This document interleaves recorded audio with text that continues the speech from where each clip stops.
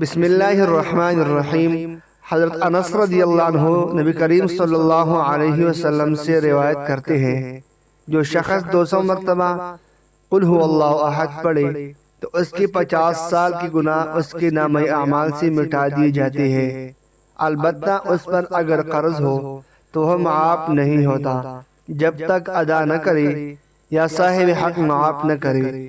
روزانہ 200 مرتبہ سورۃ اخلاص آپ پڑھ سکتے ہیں۔ آپ کسی بھی وقت پڑھ لیجئے، چاہے رات کو جب سونے کے لیے جائے تو پڑھ لیجئے، یا آپ کسی بھی وقت پڑھ سکتے ہیں۔ بس آپ نے 200 مرتبہ قل هو اللہ احد پڑھنا ہے، اور اس کے اول اور آخر آپ نے درود ابراہیمی لازمی پڑھ لینا ہے۔ درود شریف پڑھنے کے بعد سورۃ اخلاص کو 200 مرتبہ پڑھ لیجئے۔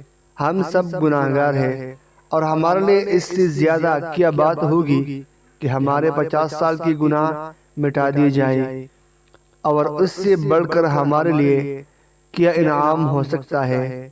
ایک اور حدیث ہے، حضرت انس رضی اللہ عنہ نبی کریم صلی اللہ علیہ وسلم سے روایت فرماتے ہیں کہ جو شخص سوتے وقت دائیں کروٹ پر لیٹ کر 100 مرتبہ قل هو اللہ احد پڑھے تو قیامت کے دن اللہ تعالیٰ اس سے فرمائیں گے، اے میرے بندے، دائیں جانب سے جنت میں داخل ہو جا۔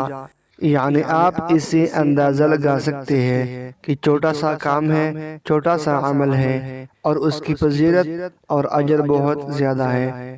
اللہ پاک ہم سب کو ذاکرین بنائے، آمین یا رب العالمین۔